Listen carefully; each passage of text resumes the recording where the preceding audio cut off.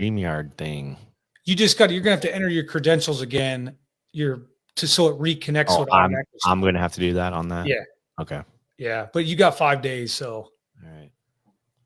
as long as you do it I full. don't. I'd have to remember my password, but You don't remember your password to Facebook? no, it just like stays logged in. Like Oh, I never have to enter it. I got you. I would say that'd be most people, right? Yeah. No one knows their Facebook Yeah. password. Dude, I log it. I don't do anything where it saves it. I automatically do it every time because You log in every time. yep, On every Facebook. single time. Yep. Seriously? Yeah, because I don't you're want in the minority. You're in the easy minority. to hack. Easy to hack, man. Who cares about Haven't hacking you a been Facebook? haven't you been hacked before? What's that? No, Haven't you just from been hacked before? that shutdown thing. That was just Oh. from everybody. Gotcha. I don't know. You're one of those like paranoid cops that like No, not at all. worried you're gonna get hacked and all that. No. Quit it. No. Sponsors. Headcraft. What jersey you got on tonight? I got an Alan Faneca, 2006 Pro Bowl. That's right, baby. You and your Steeler jerseys. What's that? You and your Steeler jerseys. I don't think I've never really seen people get lineman jerseys before. Yeah, I got this for like $28 on eBay. There's this guy that has a bunch of them. I get him for under $30 and I do bidding wars with them just because the shipping's like $6-7. So I keep it under $30. And I got Heinz Ward Pro Bowl. I got a Cordell Stewart Pro Bowl one. Nice. There you go. Yeah. Slash, baby. I'll read Jacob Shaw's comment quick. Thought the backboards were for Knox. Oh, the Illinois backboards in the back. Yeah, they were. We use them though. We just played it the other day. Shaw's buddy hooked us up with those. They're sweet. They're sweet. Some backboards. Yeah. Who's your all right? Stinda, you ready? Coach Davis, you ready? Yep. Ready to roll, right. baby. Fired up. All right. So we are Beyond the Scoreboard podcast. This is episode number 18. We would like to thank our sponsors, Fat Lead. I'm wearing the Beyond the Scoreboard shirt that Chris Burns hooked us up with. We have AdCraft also that is sponsoring us with some shirts as well. So if anybody wants some shirts, let us know. We can hook you up and we can tell you prices and where to get those and how to do all that. Make sure you follow our Facebook page, our X page as well. As we're going through that's where we post all our stuff, post the videos and go through all that. So we have a guest here tonight, Coach Davis. Coach Davis, if you'd like to give a quick introduction of yourself and kind of where you're at now, and then we'll roll with the show here. Sure. Camanche high school principal now after many years as a basketball coach. Coached basketball at high school level, junior high level, junior college, 4-year college. Also coached some golf for men and women. And now I'm just a retired coach who's a principal and coaches my daughter's AAU team and get to be a dad a little bit as my kids play. So nice. Retired from coaching, huh? Well, from the high school ranks. Yeah. Yeah. Do you think you'll ever go back and do high school again at some point? I don't know. It's hard to do both. Like a couple years, I was head coach and associate principal. Sure. And that was kind of tough. It was just with all the time commitments, but I had a really good assistant with Dave Grimm who could just run the show if I wasn't around. And the program was running. So if I was 10 minutes late for a meeting, the kids knew how to get it started and everything. So it wasn't too bad. Sure. But I don't know if I get principal stuff rolling again and I can maybe carve some time out to coach. Never say never, but not in the short term. Sure. That would doing both principal and head coach would be pretty time consuming. I was also middle school AD that first year. Yeah, so you were. It was crazy. Yeah, you probably weren't home ever. No. Is that common? In a smaller school like that, do you see somebody who is a principal and then also coaches like a varsity sport? There's only one that Aaron Thomas out at Appleton Parkersburg. He's Okay. the only one I know of that is a principal and a head coach of a major sport. And I saw he just taken over the football program this fall too. Oh, really? And have a coach who's into that too. Jeez. So he does like speaking engagements too all the time. So I don't know how he ever gets his wow. principal stuff done. Wow. He's probably got a lot of help in his office and stuff. Sure. Well, I know there's several like ADs that are also head coaches. Yeah. But I mean, I guess that's still technically an administrator role, but yeah, not kinda, not yeah. as not day to day, not day to day. Yeah, like you're doing at principal though. But you still get your hoops fixed with your daughter Emery though, right? Yep. Coach their school team and then also her travel team. So still get out there and we get after pretty good. Good group of girls in her grade and we coach them hard. My wife says it's too hard sometimes, but we don't coach them like girls. We just coach them like basketball players and they respond pretty good. Yeah. Sure. It's the same sport. More TikTok breaks in practice, but that's about the difference. Yeah, probably the dancing and all that. Yeah. Oh yeah. All different. It's fun though. Yeah. Good deal. We'll get into some more basketball questions later too, specifically toward you as well. So good segue there though with talking about your daughter Emery playing a little travel ball and all that. So one topic we want to get into tonight is kind of like travel sports compared to like rec league, town ball, whatever you want to call it, as well. So, I mean, obviously there's rec basketball, there's travel basketball, there's rec town league baseball, travel baseball, all that kind of stuff. So, and then with my kid Knox, he's just doing the town ball baseball stuff right now. We tried to do a little, hey, shut that dog up. We tried to do a little, we'll write an anonymous letter. Yeah, get an anonymous letter. Sorry. But we tried a little, I guess you could say, travel thing with third grade. We try to do like 2 tournaments. One got canceled because of snow. But anyway, I guess the question would be like, what do you guys think is the better route, or is one better than the other? Should you try to avoid one, or what are your thoughts on that, Coach Davis, first? Well, I think especially early on, no need doing a bunch of elite teams and traveling all over the world for younger stuff. But I think the people that have done it the best is coming through like basketball, baseball, and stuff. There's not like a lot of travel football, but right. Have balanced both because you don't want to isolate yourself from your teammates. If you're a really good player, you still want to do some of the stuff with your school team and your area town stuff, but also you want to push yourself and do the AAU stuff. So I think a mix is the best way to do it, whether it's a few months with one team and then a few months with the other team. And I think it comes a lot like you need some good parents and dads that like accommodate both. I've seen other towns. I think our town's done pretty good balancing both, but I've seen some other towns like that. Just a kid won't play with their school team one week, they'll play with the travel team, and then all of a sudden he's just outcast. Yeah, no, don't come back. Then don't practice with us. Like I just think that's setting up a kid up for failure too. So if you got the adults that are in it for the right reasons and can balance stuff, but like my daughter right now is playing 2 softball schedules. She's playing the rec softball and the middle school softball stuff, and it's busy. She likes it though, so she's playing during the day and at night. And if they like it, then let them do everything. Yeah. Sure. Yeah, I think those are good points. I mean, obviously, you got to have parents on board and everything, but you also, and I know I probably mentioned this on here, but you got to make sure the kid wants to do it too, because I know there's a lot of times where parents may be pushing their kid to start it too young or get into something they may not be ready for.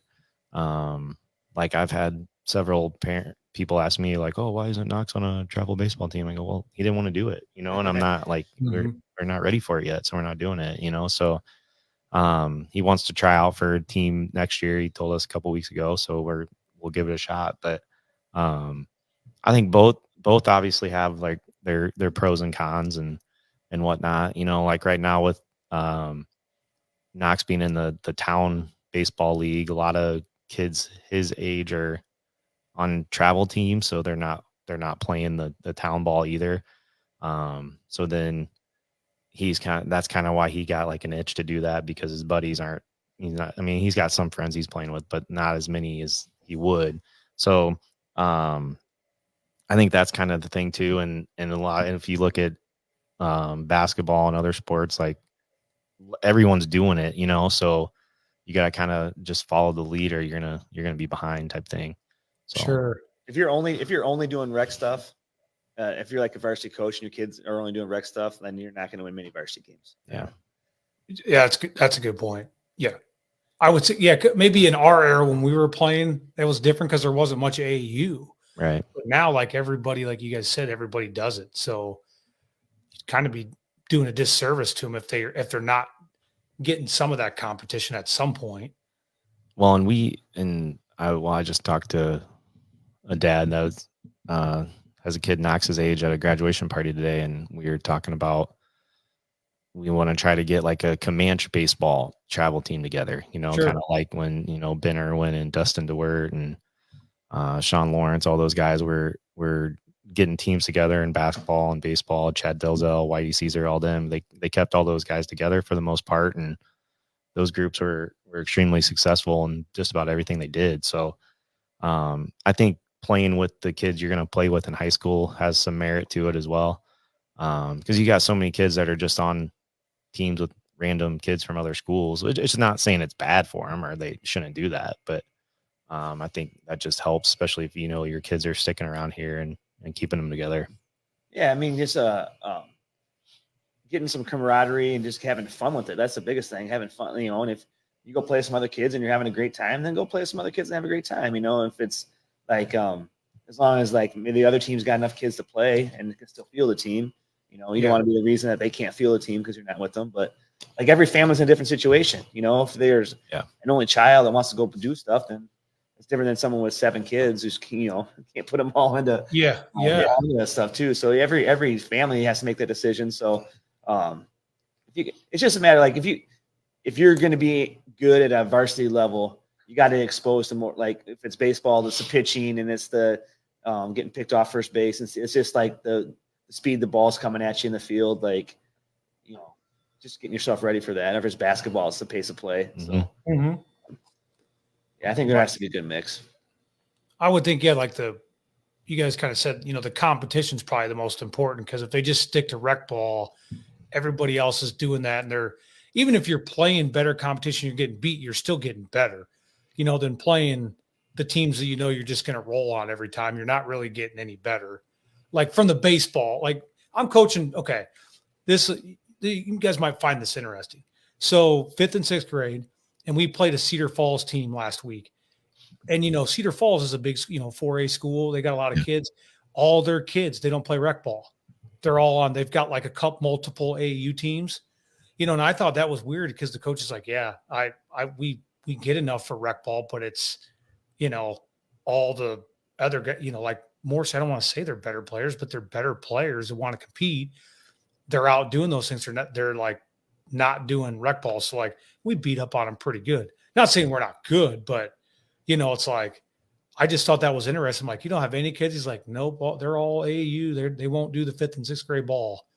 So I thought that was kind of interesting. That I think this is probably pretty normal in the bigger cities. Is it? In the Quad Cities or Dubuque? I mean, I think those kids who are really good aren't doing rec stuff. Sure. Yeah. And I think there's a stigma that comes along with the rec stuff now, like, oh, it's, you know, it's below us or something like that, which it's tough because you got a lot of kids who maybe they didn't love it. You know, they were 4 years old, but now they start loving the sport and want to have a chance to play. You can't just put them right out into an elite team or something like that. Right. So you want to have that, but it also gives the kids who are doing those things a chance to play, you know, play a position they wouldn't necessarily play, pitch, catch, you know, play shortstop. Yep. Yeah. Everybody wants to play short. Yeah. Or pitch. Yeah. Pitch or short. It's like, yeah, I don't think you're going to be a shortstop or a pitcher, but yeah.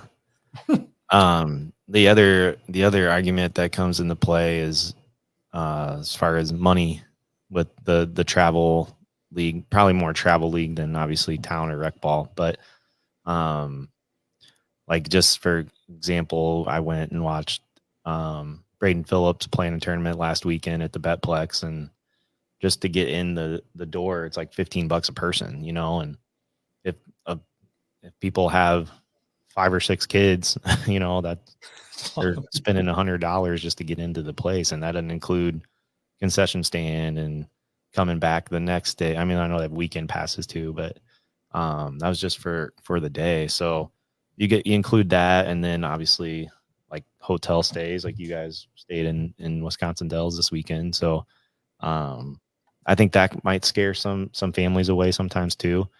So that's kind of the catch there as well. Rec ball is obviously a lot cheaper to get in. They don't charge admission for games and stuff like that. So I think that's an issue as well. Sure. Yeah, I mean, you don't want to price yourself out of those things, Right. but at the same time, like, if you're charging that much, you get kids that are committed, Right. So with my daughters, we signed her up for a travel team a couple years ago, and a couple of the Camanche girls. We paid like $600, then a uniform, then all the weekend tournaments, and they didn't really get coached all that well and get killed at tournaments. I told my wife, I'm like, if we're gonna pay this money, like, let's just do it out of Camanche. So we get mostly Camanche kids and some other ones, but all we charge for is just the entry fee. Okay. Like, I'm not making any money. It's whatever the uniform costs and whatever it costs to get in the tournaments. That's it.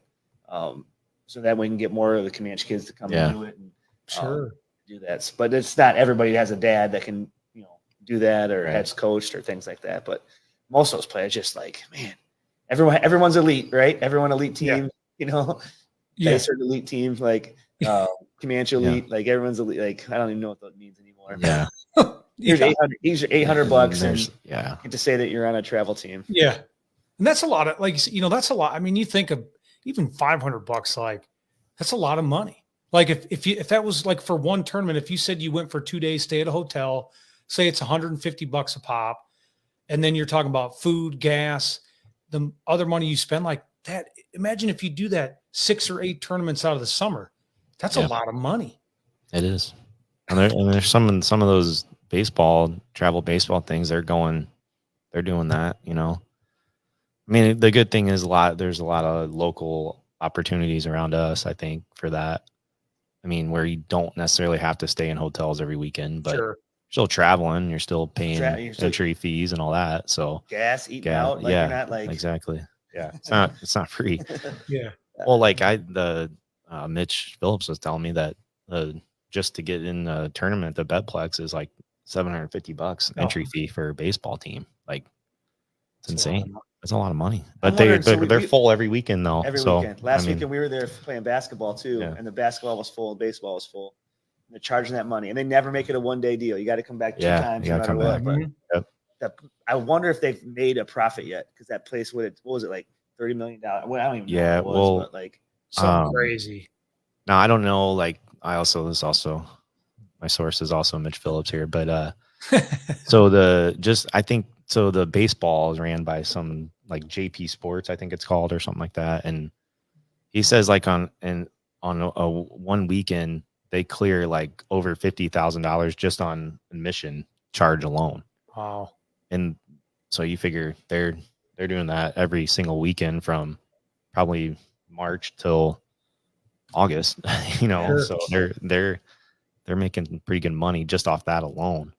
Now, I think probably the Betplex probably gets concession and all that. And obviously the entry fees, but yeah, it's crazy.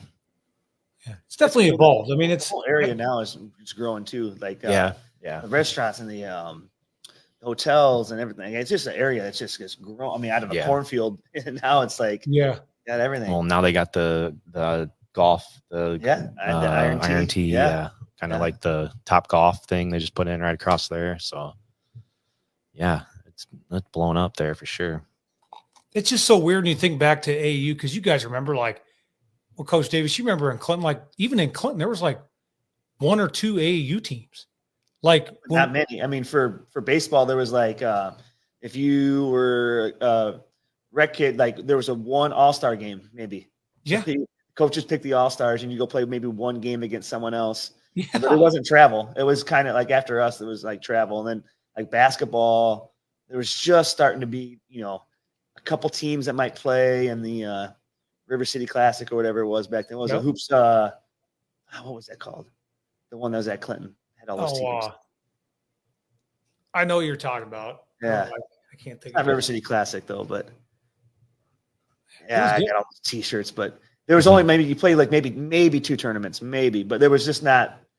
It's not what it is now, for sure. No, like everybody, like you said, there's so many. I mean, even for these small schools, like all over the place, it's like, wow, it's just evolved. Like you said, You haven't talked about even volleyball yet. Volleyball is the Yeah. biggest one for Club. for club stuff. Yeah. And now you start seeing kids that are doing club stuff and not doing their high school teams. Sure. Yeah, that's I mean, that's crazy. Saw that on the East Coast and West Coast for a while, but now it's even getting to the mid, like not doing high school with your friends, but doing a club team instead. Like that's just that's mind-boggling to me. So tell me, like with that, like whether it's volleyball or let's say that it started being bigger with basketball, baseball. Do you think that hurts those kids, like recruiting wise, if they're just doing club ball instead of like playing varsity baseball or basketball or volleyball, or does that help them because they're doing the club ball? I don't know if it helps or hurts. I think it's just more about the high school experience and doing it with your friends and the kids you grew up with and your buddies. And I think recruiting, if you're good, I mean, if a big time college sees that you maybe bounced around AAUs and you're not part of the it's probably not great if you don't play with your high school team, but the elite high school basketball players, I mean, they're playing on these academy schools that travel the world anyway. So the best players probably doesn't matter. Yeah. Good point. Yeah. No matter what team you're on, or even if you're good enough, colleges are going to find you, So why don't you want to play with your friends? Right. Exactly. The kids, I guess like that's the best part of playing sports is the bus rides and cracking joke. Like, sure. It's hard to see. That's, again, I think it goes to a little bit of parenting too, like giving them the big picture. Like, man, you're just like, no one's going to remember what your record was or how good you're going to remember the bus rides and the van rides and stopping for food and like, clowning on each other. And like, sure. That's the best part of youth sports or sports in general. It's just the people you're with. Yeah. Well, like you said, I remember, the team dinners and, that like for football, I remember that was so much fun. Like you look forward to team dinners, basketball, you look forward to that. Like you said, it was with all the people you grew up with. I don't know if it'd be fun with a bunch of people that, hey, they're good, but you don't really have a relationship with them. It's just kind of like a business or a job. You just show up, get your paycheck, go home. Yeah. Yeah. Kind of defeats the purpose of the school ball. Yeah. Yeah. I agree with those statements completely. Yeah. Cause I remember even when I played, obviously I remember games too, but like, I remember more just hanging out with my boys in a locker room or trying to like get the certain shower after practice. So we're all like running in, you know what I mean? Like it's stupid stuff, but like, I remember that, like just silly, but we had a comment, Tanner Weber here, club stuff's taking over. Cedar Rapids doesn't even have youth rec baseball. That's kind of what you're referring to, right, Slinda? Yeah. And everything's by school. Most schools will have 3 to 4 teams and they all play USSA baseball. So yeah, it is. It's definitely taken over and people are getting into it and involved in it, and right or wrong, I don't know. But like we said, bottom line probably has to be up to if the kid's ready to do it and wants to do it and keeps doing it, then they're going to do it. And the parents usually support that. But usually, like I said, if it's a kid that doesn't want to do it and the parents are forcing them to do it, then that's when you start wasting your money, basically, in my opinion. But sure, I'm sure there's people out there that do that. But yeah, you got anything else on that topic, Stenda or Coach Davis? No, Coach Davis, you got anything? Oh, no. All right, cool. We'll move on here to our next one. We talk a little bit about sports gambling and probably more specifically the infielder for the Padres Pirates. I can't pronounce. It's like Marsano, I think is how you say his last name. He got banned from the MLB for betting on games. I wrote down some stats here. He placed 231 MLB related bets and only won 4.3% of his bets. So, and he's a terrible gambler, and he also wasn't really playing baseball. So, but anyway, and they also said he bet on, when he was at the Pirates, he bet on actual Pirate games and he lost all those bets as well. So obviously, the you can't do that. And he got lifetime ban because it's obviously an integrity of the game thing, and I just don't.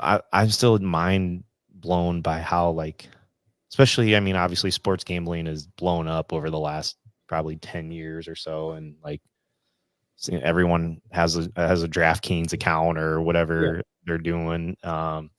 So, and I know it's easier to do with phones and technology and all that, but as a professional athlete, like how do you not just wait until you're retired or you're done playing and just and they think they're not going to get caught? You know what I mean? Mhm. Like it's wild, but I It's don't got to know be what. some sort of addiction with him because like Yeah, you're making good money and like I don't even know the amount of dollars he's putting on it. This doesn't matter. It's all relative, but I mean, did he bet them all to win? Did he? I mean, he wasn't trying to fix games, right? But I see and he I was don't trying think to. he was fixing because he wasn't like playing in all of them. But So like he still knows. I mean, but he bet him Yeah. to win each time, right? Like I think so. Yeah. yeah. It's just got to be like why you put yourself in that position? Like Yeah. now can all right. So I know like with the Iowa and Iowa State players, the college players, and talking to some current college kids, like they've all been told like you cannot place any bets, and a lot of the college kids were having their parents place the bets for them, and DraftKings could like narrow down where those bets came. Like if you're in the basement here at Coach Coit's basement placing the bet rather here than if you're up in your bedroom, like they can pin you down Where to the exact spot. location that you're at. Sure. And finding out that family members are placing bets for you. It's crazy that the technology they can get. Yeah. But for high school kids who, I mean, are just, putting $10 on a NBA game. I mean, who cares? But Right. NFL players who are professional athletes, I mean, it's got to be some sort of addiction. That's crazy. Well, and like the Porter guy from the NBA that got banned, he was, so his bets, he was basically placing bets on him underperforming. So like he would like the one bet I read was like his over under points was like 4.5 for that game, and he like said he was sick and wasn't sick, so he'd come out of the game so he wouldn't like get so like he knew he was going to do that, and the bettors are making that money. And then there was another one about like over under amount of threes he's going to make or something like that. So he was basically underperforming on purpose to make more money, to get money. But then when the one bet, like it was a Jonte Porter bet that went and made like $80,000. So like who in their right mind betting $80,000 on Jonte Porter in the NBA? Like the dude averaged like 3.6 points a game. You know what I mean? Like, and then that's going to obviously, they're going to flag that. You know what I mean? Yeah. Like how stupid are you? Like, that's I just like, how do like you have to know at that level? Like, is this? Yeah. Well, I think Coach Davis, you kind of said the best, the money thing. That's what comes to my mind is that you have to, I mean, you are at the highest level, even if you're making the bare league minimum. Why the hell would you be on DraftKings placing bets when you already know you're getting a fat paycheck and it's guaranteed money? That in my mind, it's like error in judgment, or are they just bored because they're like maybe they're like go to the casino then. Like there's ways exactly. You can gamble. You can be a professional athlete and gamble. Like there's famous athletes who are gamblers, right? Yeah. Go play a card game, but like why? I don't know. Unless they just made such bad financial decisions, they're just in debt so much. But that's a good point though too, because you don't know. What if he was like, man, I blew all my money and I'm trying to make some of this back? He thinks he has an edge to it. But if you're at that point, that's why it's illegal. Yeah. I mean, it's like, dude, I don't know. Well, I think it has a lot to do with they get there and when they're like, yeah, that money just comes so easy. They're like, who cares? Like, I've got a bunch of money. Like, oh, whatever. If I get banned, I still have my, I still got X amount of dollars banked up. Like, that's just chump change. I don't know what he's made in his career, that Marcano, but I think he gambled away like he lost like, was it 200K or something? Yeah, it was something like, it wasn't, I mean, it's a lot of money, but it was not like it's not like the Shohei Ohtani interpreter or anything, the millions of dollars. But and then with the Porter, the NBA guy, he was making bets under like a different name, but they figured out it was him. and he was doing these bets through like actual like bookies too. Oh my gosh. Yeah, it was wild. I didn't know all the details when I was reading it today. I'm like, geez. And his brother is in the NBA, Michael Porter Jr. I'm pretty sure their dad's like a college coach somewhere too. So I mean, just it's not like, I don't know. Like you said, coach, it's got to be like an addiction or something. But figure out another way to gamble. Like that's all you have to do. Like, go gamble on the golf course, or like you said, play cards, or it's just wild. It's just do the ponies like I do. Yeah. Yeah. The horse races. Yeah, You go over to Coach Davis' house on a Saturday and he's watching random horse races. And I'm like, what are you doing, man? Yeah. Yeah. Dude, COVID. You were all over got that. It was the first thing you come back. First sporting event back on after COVID was horse racing.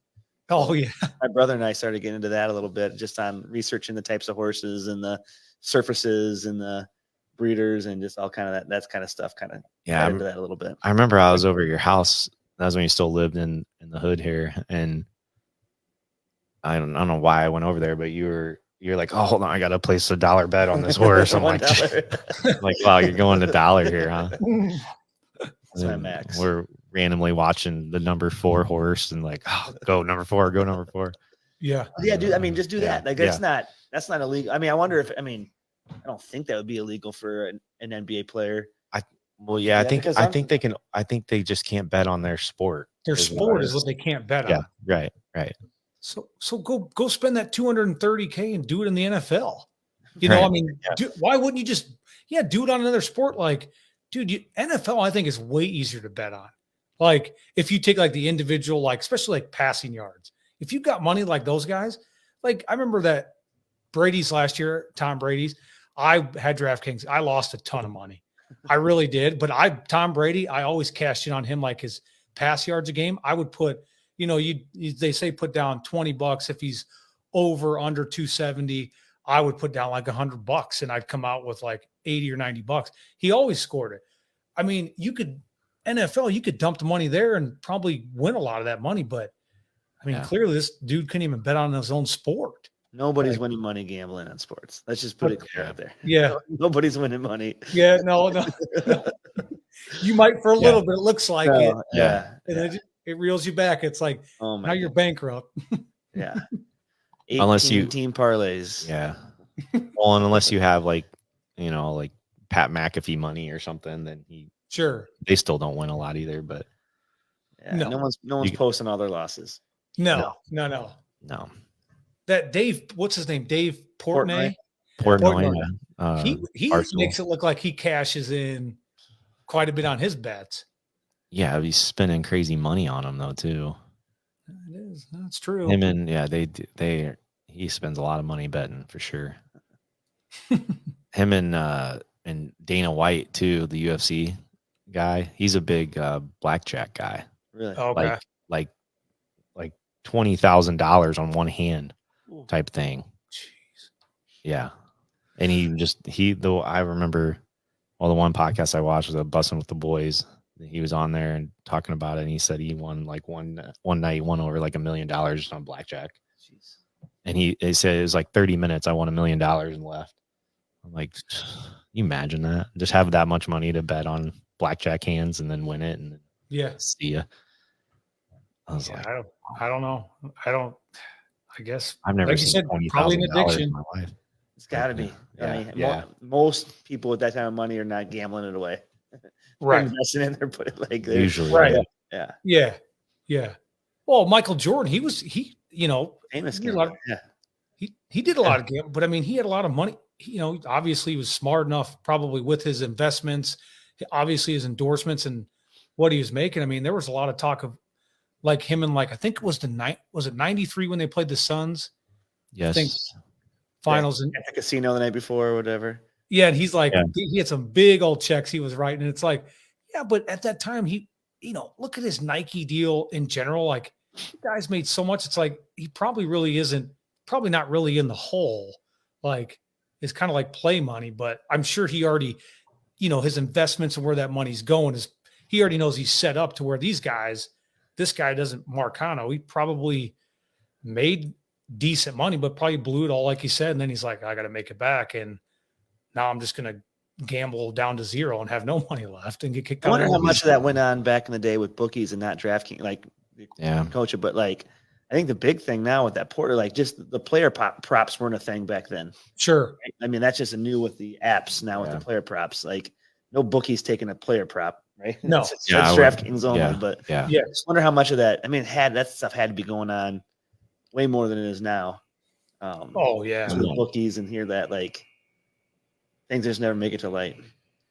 Yeah, they have like bets on like Cody Bellinger over 1.5 hits, like now and all that. Like it's wild. People are betting on that though. I guess you got the money. You guys got the money, so I don't sports bet, honestly. No. I don't know, this has been probably 10 years ago, maybe 8. It was a former student when I taught in Fulton. We used to, like, I didn't use my money, but he would ask me advice on like NBA playoff bets. I'd only do NBA playoffs and I would help him. And like, he got hot and won a bunch of money. And then I kept giving him advice and then he started losing money. And then I was like, all right, I better stop doing this. Done doing this. Yeah. I'm telling him to do stuff and he's losing money. I'm not spending any money on it. But yeah, it is interesting though. I just don't get. Bottom line, just wait or bet on something else, right? That's yeah. it. Just fast. Yeah. I just can't believe it. Everything right at your fingertips and you're going to bet. Oh my goodness. Yeah. I agree with you on that. I just think it's more of like, it just comes down to stupidity. Really. I mean, it's just like you did everything to get to the highest level that only a very few percent, few people get there. And you would piss it away over DraftKings when you already have money and endorsements. Why? I mean, it's a great question. I don't know. It's never enough. I mean, same thing, maybe probably on Wall Street with insider trading and those type of things. Like, just everyone needs the edge or needs the never enough, not satisfied with what they got. Yeah. Yep. Just keep going. That's why you don't go to the casinos. That's right. Yeah. Tanner Weber said greed. Yep. That's for sure thing too. All right. Next topic we'll go in here. And I want to throw this in here because I know JD's a big Iowa sports fan. So the Olympic roster for the USA women's team just recently, well, I don't know if it officially got released yet, but people know who's on the team. And one of the people that got left off was Caitlin Clark. And I know a lot of times they don't usually put rookies on that anyway, but she's obviously changed the game over the last couple of years and is doing pretty well in the WNBA right now. So JD first, what are your thoughts on her being left off that roster? Do you think it's a big deal, or why do you think she was left off? It's a talking point for sure. Yeah. I think when it comes down to it, it's probably a good thing for her not to make it. Just like you go through back-to-back long college seasons where you go to the Final Four and then right into the WNBA. She hasn't had a break. The league itself has put them on national TV and having them play in, 15 games in 22 days. Yeah, they played, to go from that into the Olympics again, like I know she's young and can probably handle it, but honestly, just taking a break and get out of the spotlight for a little bit, it's probably going to be the best thing. So, you look at stats side by side, you can put an argument for her over some of them, but I don't know. I mean, that it's not like it's men's bat in the women's bat. They're going to win every game by 40 with or without her. And she's played on some national teams as a junior anyway. I think her time will come for that. So it's a talking point, but I think at the end, it's probably a positive for her just to stay home and get some rest. That's good. Yeah. Well, you're right. Cause she's been through a lot say controversy, not her fault because people are jealous of what she's done. So yeah, like you said, as a rookie, like I'm sure she's probably going to play quite a few years in the WNBA. So she's going to have more opportunities to be on that team. But I don't know. I mean, it's reasonable to say that she's not one of the 12 best players in the league right now, right? Sure. Yeah. And no one's getting guarded the way she is. Like it's crazy that they guard a rookie like this and then hold her to a high expectation. But there's a lot of good players, and they're all veterans. There's no rookies on the team. And like I said, it's just, she goes, it's a circus no matter what, wherever she goes, right? Yeah. And Yeah. so it's probably just, man, stay home and get some rest. And Yeah. be a regular person here for a few months. Yeah. Yeah. Sure. Well, and yeah, you're right. She probably definitely needs the rest. But the other thing is, like, if she is on that team, then there's probably a lot more people watching those games. I mean, because like you said, they're probably they've won every Olympic since 1996. I think the USA women, so probably gonna win it again. But I think more people would watch it if Caitlin Clark is playing on it, just for sure. because Yeah, just what NBC's she's not done. happy for sure. Yeah. So No. it's just one of those, and I get her not being on it, but I know a lot of people were upset, and I know her mom even made a couple really? I didn't see that. tweets or something about how she's, because when it got announced was the same night she dropped 30, and she's like, oh, interesting, bad timing for the USA Olympic Committee or whatever, because Caitlin Clark dropped 30 tonight. But yeah, what she's doing at those arenas and having to have, like, they have to move their games to bigger arenas and stuff is pretty crazy. She's still taking an hour after every game to sign everything. Like, it's really? amazing. Yeah. It's amazing. Yeah. And then, like, and like Stenda, you said, I think she's getting a ton of hate and all that. Like, do you think it's jealousy, or what do you think it is? Like, that Carter girl just basically laying her out, like, for sure jealousy. I think it's two different things. I don't think the Olympic team has anything to do with jealousy. I really don't. Yeah. I think that's just more of a narrative there, but for sure jealousy on the stuff on the court is just ridiculous. Like, and then the commentary off the court, like, she's taking it harder than, yeah, that's insane. Yeah. And the WNBA is, there's no fines really associated with it. And that is, they're they're killing their best option at being relevant. Yeah. Sure. Yeah, they are. Yeah, you're right. Because I think it's steering probably fans to not want to watch it because they're really not holding any of those other players accountable for the stuff they're doing. If that makes sense towards her. Yeah, absolutely. Yeah. And there's when you're playing, no one's supposed to roll out the red carpet for her and just let her drop 30, but the extra stuff where that's the shoving off away from the floor, like that last that one, and and then the cheering and the celebrating it, by some of the other girls, it's like, oh my god.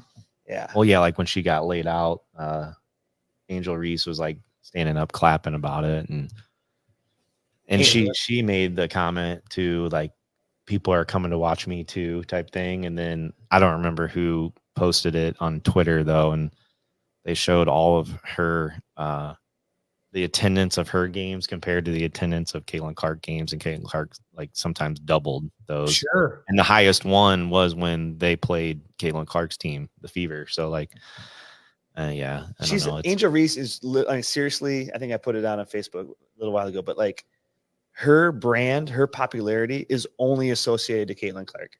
Yeah. Like, if LSU would have played South Carolina in the championship 2 years ago, Angel Reese would be in the WNBA, but not have the platform that she has, not have the brand that she had. She's famous for talking smack to Caitlin Clark, the ring thing. And that's why she's famous. Yeah. Sure. That's not why she's a good. She's a decent basketball player and should be in the WNBA, but like, her brand and what she has is solely due to Caitlin Clark, the person that she hates. Right. Yeah. I just never seen anything like it before. Yeah, but like, people like to hate, like, winners, and people that are good. You look at, like, when Tom Brady played for everyone hated the Patriots because they were winning, So A-Rod for the Yankee. Yeah. Sure. But yeah, I don't know, like, just in the amount of, like, just hated athletes for no reason, she's got to be the number one because she doesn't talk smack. In the course of a game, she's giving it. She's jawing at other girls. Sure. She's playing. She's a competitor. But, like, in the press conferences, she's always giving everybody credit. She's never like talking bad about anything. Yeah, I agree. Yeah. Like, with basketball, so here's for both of you, and especially Coach Davis. But like I think back to like you remember, like Rodman and Lambeer and Isaiah Thomas, definitely like the Rodman era, Ron Artest.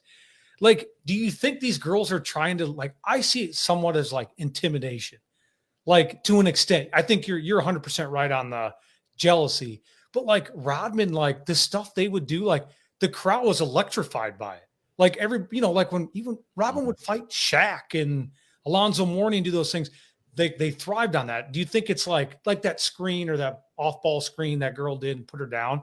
I get that's dirty, but we saw that so much like with men's basketball for so long, and people that like ignited the crowd.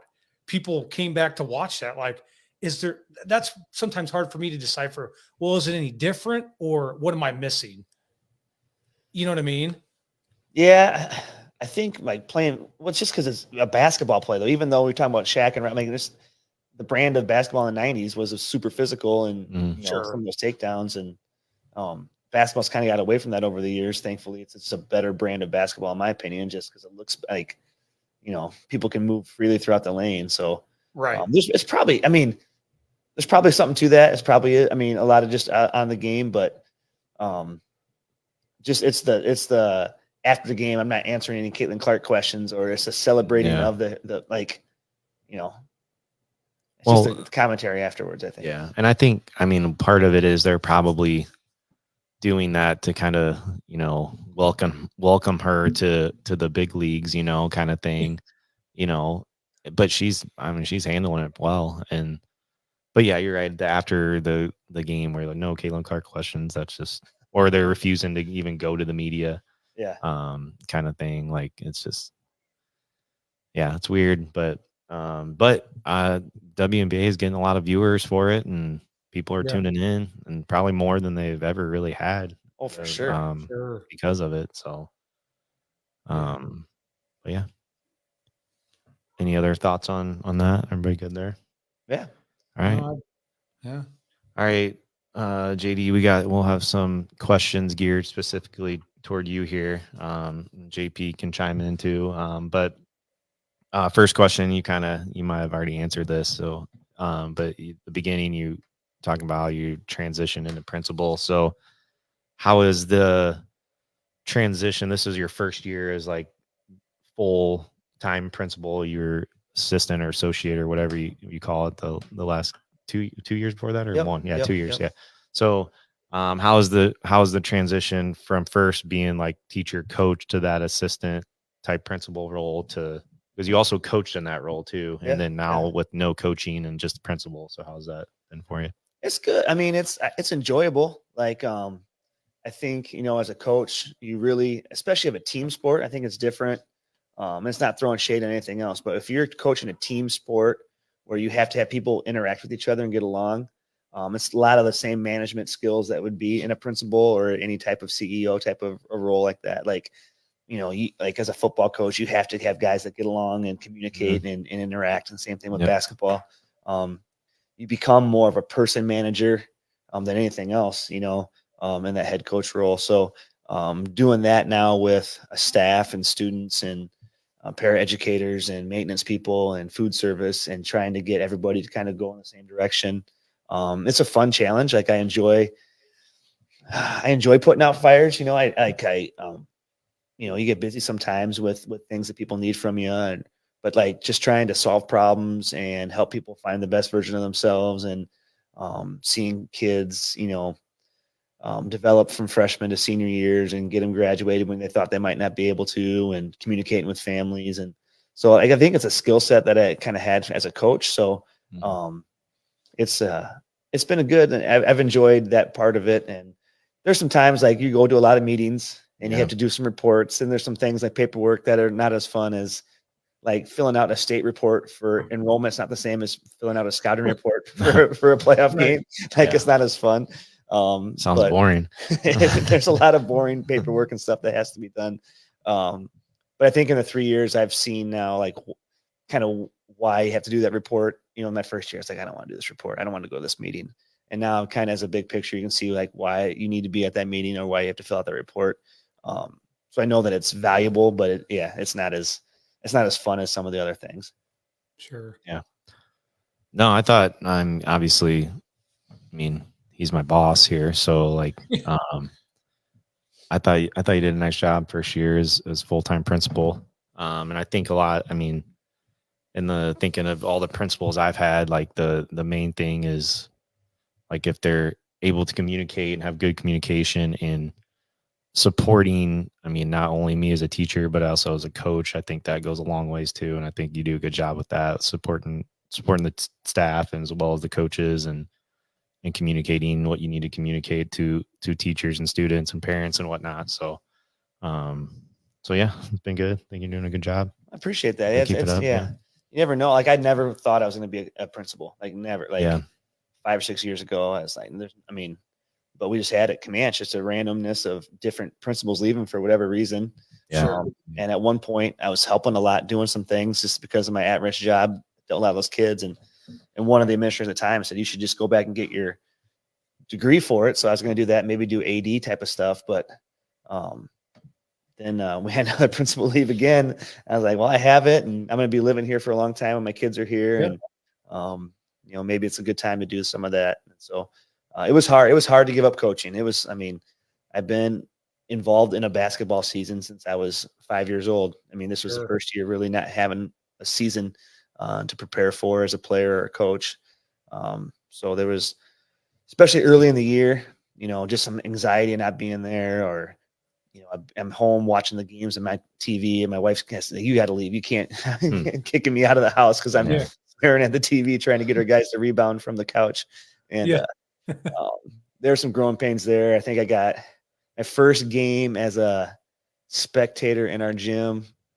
I got a warning by the official because the other team wasn't tucking their shirts in. And that's a big, it's a rule. So that was one thing as a coach. Our kids had to have their shirts tucked in, even in practice, even in open gyms. Yep. Like if you score a basket with your shirt untucked, it doesn't count. Like you have to have it's a rule. And so when you get in the game and it's not enforced, I'm like, get their shirts tucked in. I'm in the crowd and I'm come back in. The referee's like, all right, Josh, that's enough. And I was like, yeah, you're probably right. You're probably right. I don't need to be getting kicked out of here. That's awesome, though. Kick myself out.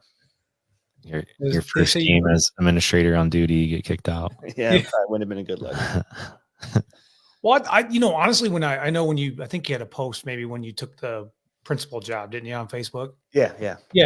I mean, I wasn't surprised because like you're just an ambitious guy. Like, so you're not like, to me, I think you have to look at like when you started coaching, like probably you obviously had goals and you're like, yeah, you love coaching, but you're always looking to better yourself.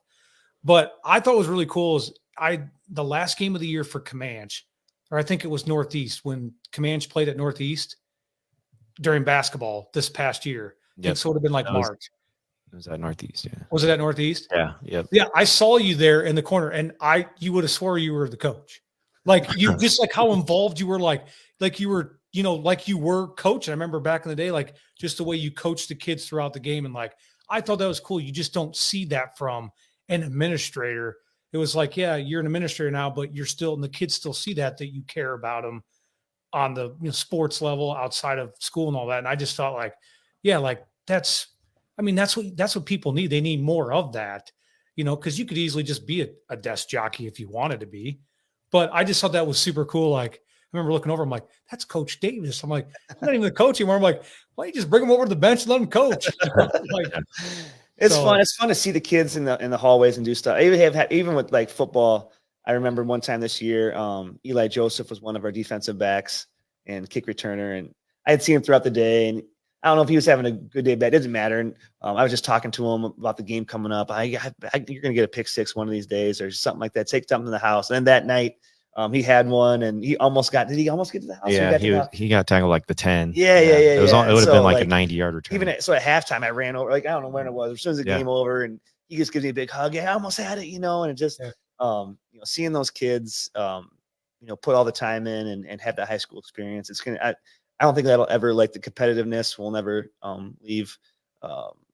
As an administrator, and it doesn't just automatically shut my competitiveness off. I still want to see those kids compete and be a part of their lives. And I don't know everything about football or baseball or some other things, but I still want to like impact those kids or kind of, hopefully maybe some words of encouragement or, I still like I'd love to go into a locker room sometime and give, and just like rah rah. Like I just those moments and kind of trying to inspire people are just fun. I just enjoy those type of things. So yeah, the basketball game.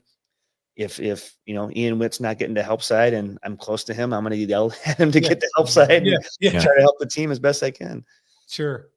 Yeah, I think that's pretty cool. I mean, I don't, like I said, I'm not saying that doesn't happen with people that, go up the ranks or up the ladder, but I mean, that's probably, those kids, I mean, they'll remember that forever, and they're probably always going to see you as coach, even though you're not in that role anymore. But like I said, again, I think having that support system is probably like the most crucial for those kids, especially in this generation. So I just thought that was super cool. So Thanks.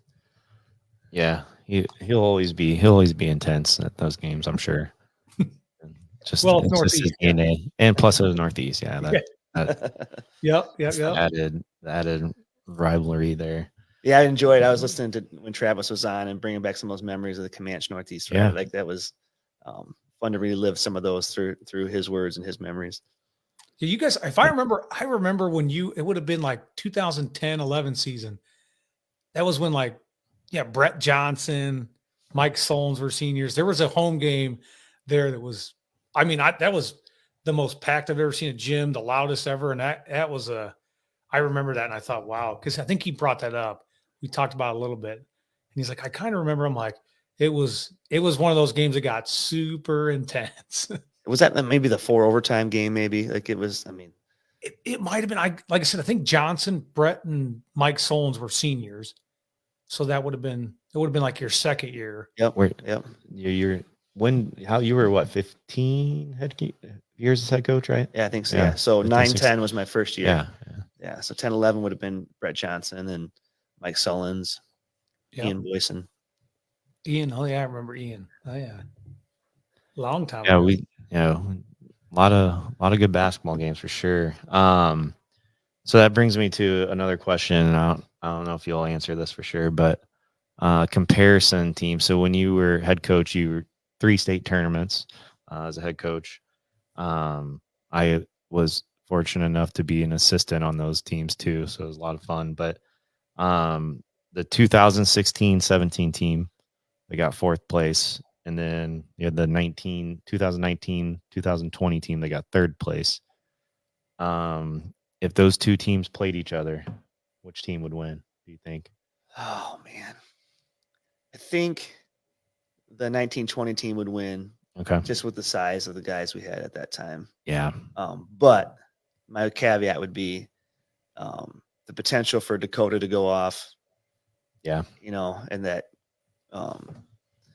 that would have been, he would have been the X factor there. And it'd been tough, but I think the 1920 team, was was probably the best basketball team that we've ever had. They're however, so I think if Zach Irwin had not got hurt, that team could have maybe, I think we could have won the whole thing. That summer before he got hurt, we played better than we'd ever played. That would have been the year after the 1920. So in 2021 we played when Zach was a junior. Yeah. We made a state that year. Yes. Yes.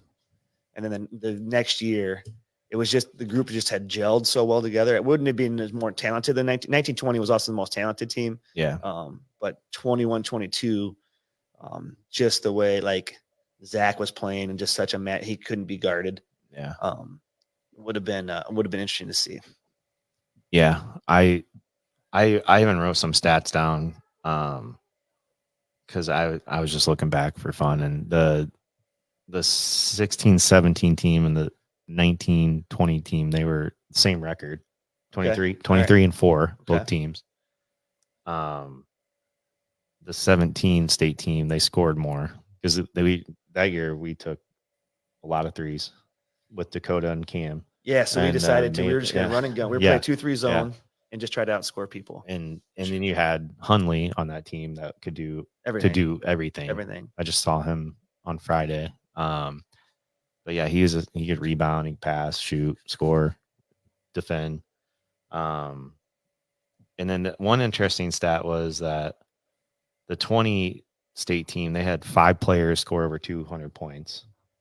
And then with like Jordan, So balanced, Lawrence, LJ, C, Cam, Z, Zach. Yeah. And then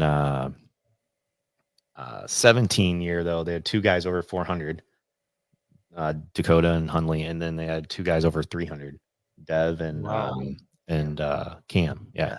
So the scoring was crazy with those teams. They were both really good teams. And that 17 team, people remember those threes, but what they don't always remember is we got 47% of our misses with Gonzalez and Hunley. Rebs, our old Rebs was crazy. I think we led the state by like 300 offensive rebounds. Wow, like it's insane. We were taking a lot of shots. Yeah, sure. But we had like the perfect post player that year, and David Gonzalez, who never cared if he scored. Yep, never cared if he scored. But the year we beat Northeast in that big game in that 16-17 season, Gonzalez had the first 5 points in overtime, and one and a free throw and another bucket. And he was the perfect post player for that team. Yeah, sure. He would just fly to get O-Rebs and just get putbacks. Yeah. And he was so bouncy. And like if you saw this kid play Stenda as like a freshman or sophomore, you'd be like, this kid's never playing varsity basketball. Sure. Like he's just so uncoordinated. But then by the time of senior year, he played a huge role for Coach Davis and did a really nice job. But driving to the games, reading his nuclear physiology books. We were driving. I was driving a van and he was in. We're going to play a state tournament game, and he's like reading. I don't even know what he's reading, but it was he's just sitting in the front seat reading this book. I'm like, Con's like, he's like, oh no, I have to read before I play. I'm like, all right, man, whatever. Hey man, sounds good. Student athlete, huh? That's right. He was for sure. Yeah, that's awesome. We got some. Sorry, Stina, go ahead. No, I got a question. So, could you give me from your years at Camanche, 15 years? Give me your all-time starting 5. Nope. He won't do it. You asked me last time. Did we? Yeah, you asked me on another one. No. I named off like 10 people. I couldn't give it a 5. No. We've had so many. It's too stressful. Can't do it. We just had so many good players though over that stretch. Like seriously, it'd be. I don't even know how you would do a top starting 5. Honestly, no, I don't know. Yeah. Okay, I'll pass on that one. Yeah. I think we did when you did the Honeywell Heroes. Did I try? Yeah, I did. Yeah. I forgot. Yeah. I thought maybe I'd get you this time. Especially because he's not coaching anymore. He thought maybe he'd do it. Yeah, I'll give it to you. No, I get it. I respect that. Yeah, we've had a lot of good basketball players. There's too many sure. ones, yeah. We got a couple of alumni from the 1920 team commenting here. Nolan Baker, 1920 year was goated. And then LJ Henderson saying, let's go. He went to Clinton first, didn't he? Yeah. He came like toward the end of his junior year to Camanche and then played his senior year, like last 5 football games with us and then the basketball season. That was a good addition. Yeah. He's a stud. He's a good player. Yeah. Speaking of like youth stuff, Clinton didn't have a youth stuff, so he played with all of our kids growing up. Sure. Yeah. So we had it going, and Clinton's kind of going in between all those coaches. So he knew all of our players. It was just a natural fit. Yeah. Yeah. Well, sad. I guess the loss on their end, I suppose. There. Yeah. Yeah. For sure. Yeah. It's like Jesus. Our gain for sure. Yeah. I remember talking to him after our first home game with Regina, and he had the game-winning bucket. And just again, I'm not throwing shade at Clinton, but it was just different at the time. They had just been going through so many changes as coaches. Sure. And, I'm not saying fault of anything, but at those times, I mean, we just had our crowds were just insane, and to see him be able to go from an environment where he just wasn't having people weren't there, to a big time game with Regina, who had beaten us the year before, and coming down to the end, just so loud in there. It was just really cool to see him thrive in that environment and get the chance to do that. Yeah, the crowds we had though too for some of goodness. those games, unbelievable. Like all the Northeast crowds were insane. We just had a great following too. People would just come watch and not, I mean, just random community members just coming to every game. Those playoff games where our guys would be coming on the floor half hour before the game, and our stands were full already. Mm-hmm. And the other Sure. stands were like it was just almost an advantage just with our crowd before those games because they were just so raucous before we even started.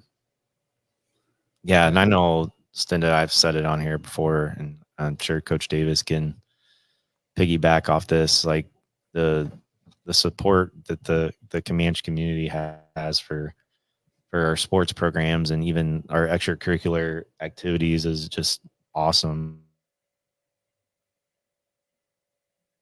People here, but now we're back. But yeah, the support from Camanche community has just been tremendous since I've been here, and I know they supported basketball like crazy and still do, and especially when Coach Davis was going and we were winning all those games. So, but they I think they really like the style. Like if you're diving on the floor, if you're working hard, like I think that's any fan base. Like you want to see winning, but you want to see guys like share or play for each other and have some enthusiasm. And I think like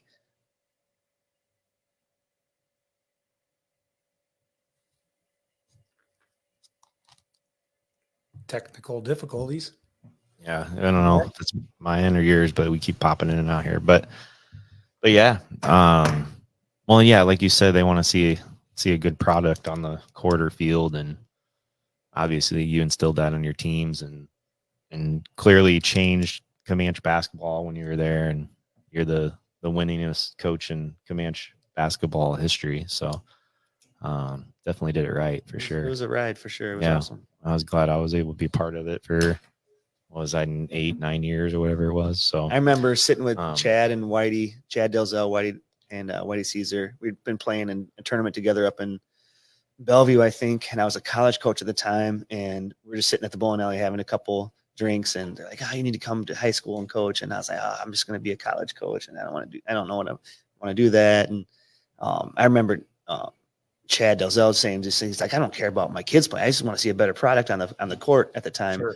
And that kind of stuck with me about like just doing things just the way the way people want to see it, but also the way it should be done. And people say that like the right way all the time, and I'm not sure what that is, but I do know like diving on the floor and playing for each other and having enthusiasm, those type of things, brought a lot of people to the crowd. Well, I just remember like the games when you back then when you first came there, like just like the bench players, like they were in the game, they were involved. They were clapping, they were where I'm sure you see a lot of those games where those kids that are on the bench that don't play at all or play very little time, they're like, I don't care because I'm not playing. And you always you had every kid was always up off the bench, and like I said, that they're contributing in different ways, not necessarily maybe on the court, but being a role player, whether it's practice and they're getting better so they'll earn time later on down the road. But I feel like that's kind of what you instilled with all those kids. They understood their role and that they can contribute outside of you have to score 20 points a game and play every minute of the game. They understood when they went in for 2 minutes, what their job was, and they did it the best they could. So, I mean, I think that's a big difference for some of these other programs like Clinton. I've said this, I mean, not knocking them, but that's gone. Clinton once had that, but it's not there anymore. And they're finding out that, look at the direction they've kind of been in a lot of different sports. Like they've kind of lost that. So, I mean, you implemented that and then maintained it. I think that's kind of the difference maker there. I think that having a team cohesion, that's kind of what I was talking about, which is bringing people together. And I don't know I don't have like a secret sauce formula for that, but I do know just even talking to parents at the beginning of the year, just making sure they know hey, the amount of minutes your kid gets is not how I value them as a person. Sure. And just hopefully those kids can understand your value to me as a person, as a, someone I coach or a student or a friend, whatever is not related to the amount of minutes you play in a basketball game. And, sure. and hopefully, and it must have sunk in a little bit, I would think, but I think you just got to value everybody. You just can't have 5 guys out there and no one else cares about them on the bench. You're saying, no one you need guys that are willing to play whatever role is there, but also have the so-called stars that are out there appreciate those guys too, and then making sure that they understand that it takes a lot of guys to stand on their backs to get to where they're at. Yep, 100%. I agree.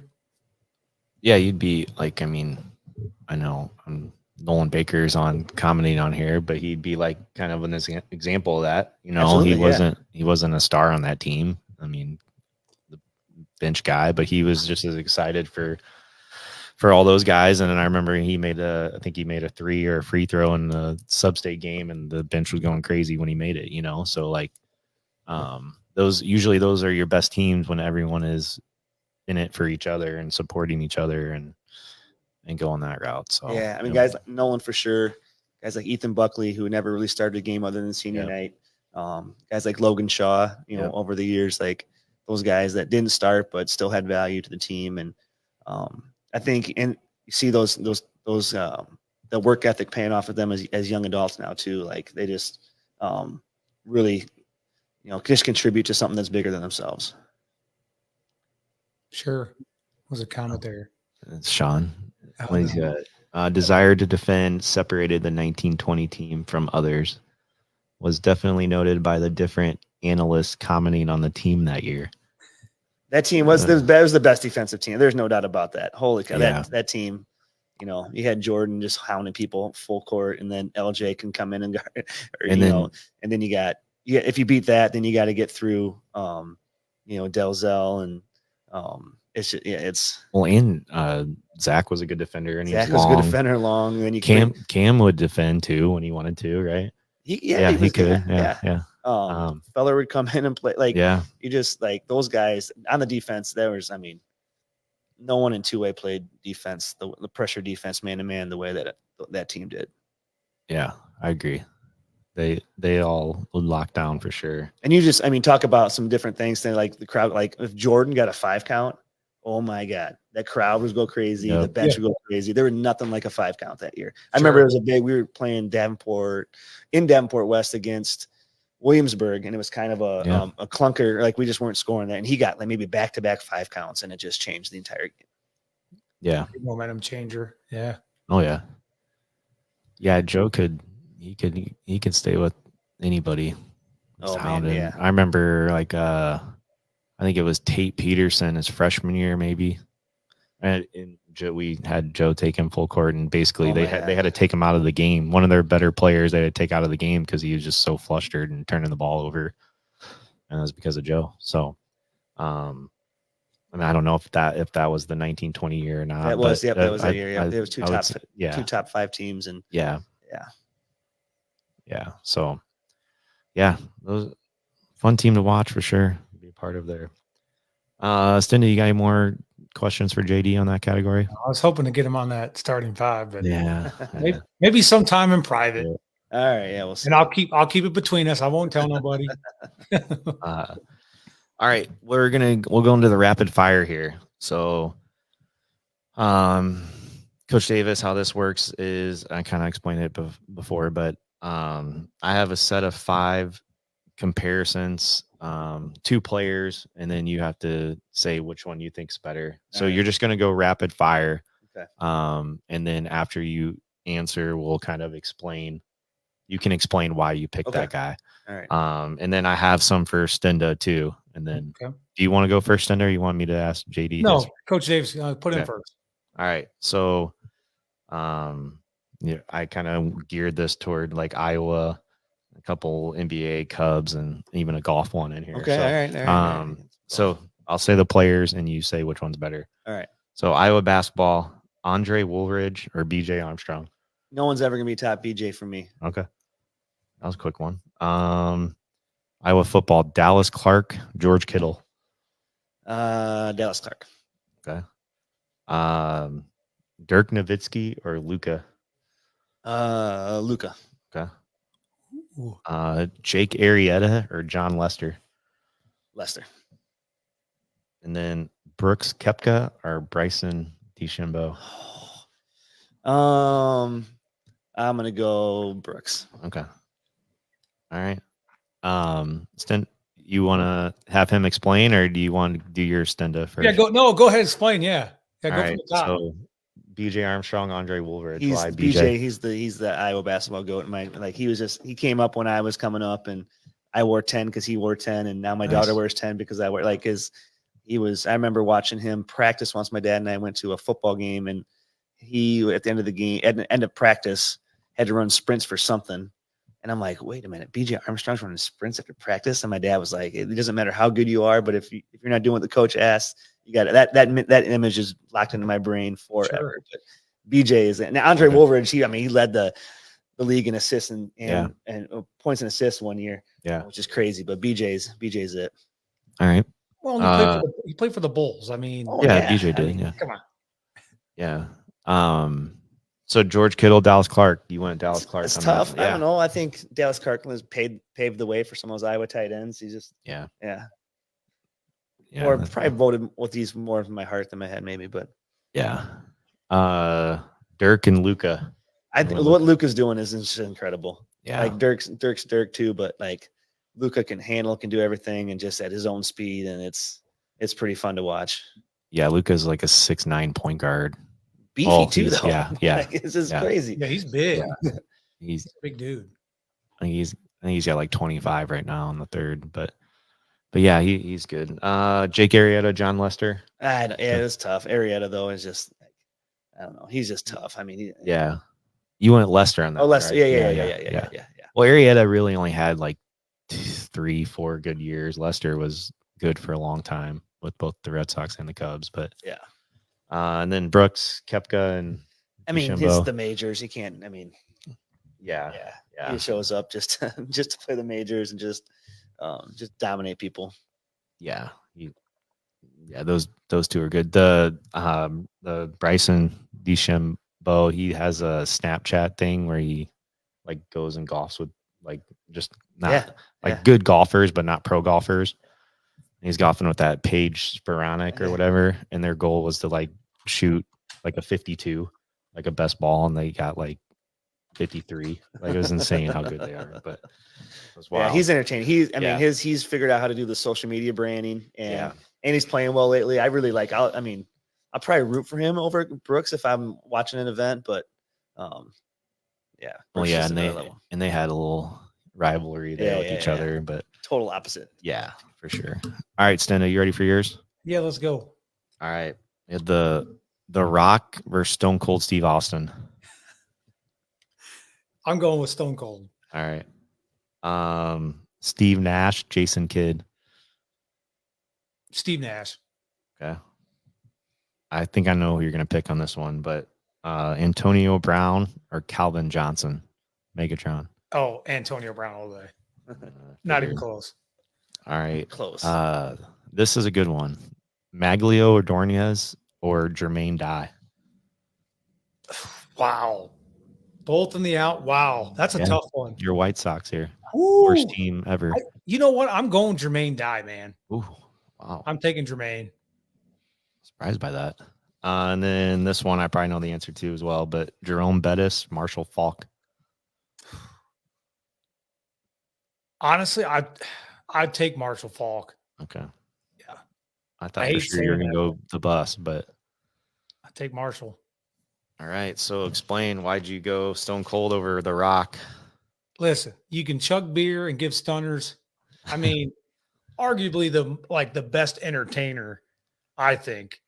Yeah. You know, I mean, again, a lot of those guys in that WWF when it was WWF, but for sure, Stone Cold, when he brought, do you remember when he brought out the beer truck? Yeah. And he like hosed the entire Vince McMahon, The Rock down with beer. Yeah. That did it for me. So yeah, I'm taking Stone Cold. Yeah, I would agree with that. Stone Cold for sure. Steve Nash, Jason Kidd. I mean, they're both really good. I mean, Nash, he played with Dirk, didn't he? I think he was with Dirk. Yeah, he did. Yeah. Like Sure. And the Suns, 3-time MVP. Yeah, he was Their tough. stats are actually very similar. Yeah, I would say. I mean, I remember Steve Nash with the Suns and obviously the Mavericks. I think did he play a little bit with the Spurs? Not Nash. I don't remember Nash playing. Maybe for the he did with the Spurs. Spurs. But yeah, I just feel like he was, man. He could dish and he could shoot. He could shoot. He was really good around the perimeter, and yeah, that's a tough one. But I would still take him. Yeah, their stats though. Nash was a career 14.3 points per game, 8.5 assists, and Kidd was 12.6 and 8.5 assists. Sure, I would not have thought that. Yeah, I know. I was surprised. And Kidd has a ring. Nash doesn't. But Calvin Johnson, Antonio Brown. You went Antonio Brown. Well, and I think because Antonio Brown, if you look at, he's arguably, again, one of the best route runners to ever play the wide receiver position. And then what he accumulated in his time with Pittsburgh, which was about 7 years. I mean, you look at his stats, he's, touchdown, Yeah. receptions, and receptions alone in yards. I mean, imagine if he didn't go off the rocker 19 season. He played the last 4 years. Dude, he's arguably could have been the best wide receiver of all time. Ooh. I mean, come on. Look, who did Calvin Johnson have throwing him balls though? Yeah. And he had Stafford, didn't he? Late, Did I they think ever? late in his career though. Like maybe the last couple of years. I wonder who did Johnson have coming into the league? That's who I'd like to know. Jeez, I don't even remember. Dan Orlovsky. Maybe. Yeah, he ran out of the back of the end zone, so we know how that turned out. Yeah. Actually, that's a good point. Like Antonio Brown had Ben. There's a big difference. And a system. Yeah, big difference there. Ability. But I just thought Antonio Brown route running. I don't think anybody ran routes better than he did. I've yet to see anybody. They say Justin Jefferson is the best route runner. I still think AB, he was in his prime even going out of the league, but he just went off the rocker. Yeah, he's got some major issues for sure. Maglio or Jermaine Dye? You went Jermaine Dye, huh? Went Jermaine. Yeah. I just, that 05 World Series, they swept the Stros in 4 and he was tough. He played well in right field. He had a good arm. And again, he was a good hitter. I think he was good all around. Mags was too. Mags had some injuries though. But I like Jermaine. I always liked him. So I didn't realize Jermaine Dye had over 300 home runs when I was looking at those stats. Surprised by that. Yeah, I think he played with Maglio was almost 300, 290. Was he? 294, but yeah. All right. Jerome Bettis, Marshall Faulk. You went Marshall Faulk, huh? Marshall Faulk. Well, I mean, Bus. You could say Marshall was the best running back of all time, honestly. I mean, he's really good. You think he's best of all time? I mean, you could make an argument for him. Sure. Yeah. I mean, and he kind of was kind of the evulsion of Coach Coy, a running back catching balls out of the backfield. Yeah. Like they threw to him where that arrow is more of, handed off. They weren't involving the running backs in the passing game. And dude, he was electric on the field. Bus obviously is there a better big guy like him? No, but you didn't see a lot of guys like that. So I think Marshall Faulk, yeah. I mean, he's a top 5 running back all time for sure. Yeah. Yep. I agree for sure. Cool. Good job with rapid fire, guys. You want to get into tier talk here, Stenda, end it with that, and then Mr. Davis might have a bedtime. I know it's summer, but he's probably got work tomorrow. I don't have the summers off. Yeah, I know. All right, so our tier talk is the best on-ball defenders in the NBA all time. So I know, Coach Davis, you've probably seen some of this, but after each list, you got to give a one-word response to my list and JP's list after we do it. Okay. Who's leading it off? One of you guys go first. I'll lead it off. Okay. So I have an honorable mention. I imagine that. We have I put Bruce Bowen in there for honorable mention. Okay. For the Spurs, he was known for defending. He didn't really score at all, and he was on some pretty good teams with the Spurs. And absolutely, I don't know why I remember this, but I remember Kobe Bryant talking about Bruce Bowen one time, and he literally said he's the only guy that I would not want to guard me. He's like, I didn't worry about anybody else guarding me, but Bruce Bowen was the guy that gave me the most problems. So I put him in there. My number 3, I put Dennis Rodman. I know it's weird. I know you can look at me weird, but he was more of he didn't really guard point guards, I guess, but he could defend pretty much anybody, probably more early in his career as opposed to when he was at the Bulls. But obviously his greatest rebounder of all time, probably too. Sure. He was always on first team defensive teams and all that. Number 2, I put Scottie Pippen. He's arguably one of the best defensive players too of all time.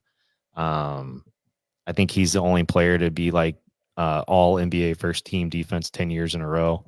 I don't think anybody else has done that. And then he just would shut down bigger guards as well. And then my number one's Gary Payton, the glove. If your nickname's the glove, obviously you're a good defender. I looked it up. He's like one of only 2 point guards ever to win Defensive Player of the Year in the NBA, which I thought was interesting. I think he was like a 9-time first team NBA defensive player. So he'd be my number one. What's your word for my list there, Mr. Davis? I'm going to say similar. Oh, okay. Nice. Stenda? Yeah, I'm just going to say excellent because I have all the same guys on there. So it I knew that doesn't would matter. happen. All right. Maybe a different order, but yeah, I mean. All right. So Coach Davis, you can go. All right. Well, Rodman is ridiculous. I could Okay. have said that for your. All right. That one. That's fine. He's not on the ball. Not Yeah. on the ball. Yeah. I I mean, mean, he's defending off the ball. okay. So I'm I not, respect that's, that. yeah, All right. yeah. So I said ball. I guess maybe I said best defender. Well, Yeah, that's all. I mean, good. most Then of we these are can big guards right yeah, now, but like, yeah. All My right. my honorable mention, I didn't have it ready, but then Yeah, off it's it, like Giannis Antetokounmpo, like Okay. so like on the ball back in the 90s, where I think most of us watched most of our NBA compared to now when they just like switch everything, like or there's more intricate coverages. Yeah. So like all these big guys have to guard guards now. So like switching him off is just crazy. But I went back a little bit further. So I had Pippen. Yeah. For sure. I mean, he could take the other team's best player and still be the second best offensive player for the ball. This is amazing. Sure. I had Gary Payton, the glove. Mhm. And then my number one was kind of similar to what you said with Bowen and Kobe, which was Jordan's biggest nemesis, Joe Dumars. Oh, okay. Oh yeah, number Joe 4. Dumars. Well, back in the 80s, Yeah. he was the best on-ball defender. All right. He was. Yeah. That was Old. with like Lambeer and Yep. Isaiah and all them. Yep. Sure. And Dennis Rodman. And Rodman. Yep. Yeah, Rodman was there. That's right. They had the Jordan rules. Yeah. Yeah. Damn right. All right. I'll say classic. Yeah, I'm just gonna say similar. All Say right. whatever you just use because it's like, well, I don't really have anybody different now. So All right. What do you got, Stenda? I just had a different order. Now, Coach Davis made a good point on Rodman being not necessarily on-ball defender. Here's why I did have Dennis Rodman. I didn't have him actually at number 2. But here's my reasoning behind it. So he's 2-time NBA Defensive Player of the Year, 7-time all first team defensive player, obviously 7-time rebounding champion. But he like when he was 6'7", like 220, 215, 220, he could lock down Shaq in the post. And actually, like, they always talk about how Shaq, you wanted to get in that block, right? Where it was just almost like a layup. He would keep Shaq out of like just too far above where Shaq would get it. Shaq would turn it over. He could actually lock him down. I'd never seen a guy that small be able to lock down like big guy defenders or, big guys like that in the post. And when he played Shaq against the Magic, those with the Bulls, his stint with them, he owned him. Yeah. And a couple of times in the playoffs, like you didn't see Scotty. Scotty could obviously lock anybody down, but Rodman, I just felt like between whether it was a guard or a smaller guy, especially the big guys, you just never really saw that with a guy like Shaq in the post. He could literally take them out of the game. So I had him at 2. My number 3, which I got out of order, I did have Scotty. There. Scottie Pippen again, 8-time first team all defensive. And like you said, could still be the second best scorer.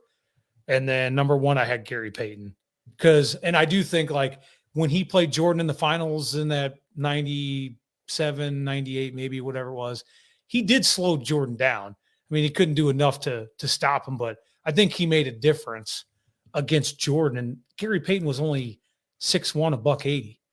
Oh, yeah. I mean, he's legit. Yeah. I mean, there's nobody, like you said, the glove, like you're talking about a guy 6'1", 180 pounds going up against Jordan, 6'6", 215. Gary Payton played like he was 6'6", 230. Kind of go back to Rodman. Rodman played like he was a 300-pounder. I mean, he can muscle you around. So, I mean, a guy like Gary Payton, to me, it's like how do you say he's not? I mean, he could lock down the best player on their team all night. You know, Jordan got the best of him, but I think he slowed him down. Yeah. Yeah. My word would be copycat. That Well, would be AI. hey, Nice. whatever. Yeah, what? Nice. Should I ask AI right now who was the best defenders? All right. Sure. On ball defenders. Who are the best NBA on ball defenders of all time? He's typing. AI. Guess who's number one? They say Dennis Gary- Rodman. Gary Payton. Gary Payton. And number 2 is Dennis Rodman. Oh my Well, gosh. AI. AI. AI, baby. See, Yep. yeah. Look at that. I don't know. AI is going to take over the world here soon. Yeah. Oh my goodness. There's even some education stuff with that too. But Yeah. All right. You got anything else for Coach Davis before we sign off here, Stinda? No, appreciate you coming on. It was fun Yeah. to have you again Yeah, for the fun. second time. Yeah. Yeah. Thanks, Coach Davis, for being on. Send a relationship advice next time. Okay. Stinda relationship advice. Maybe I'll need to bring my wife on. She Yeah. can give you some advice. Yeah. Dating 101. Yeah. I don't You know have if to I would ask the give woman the out. best advice or not, but yeah, we could do that for sure.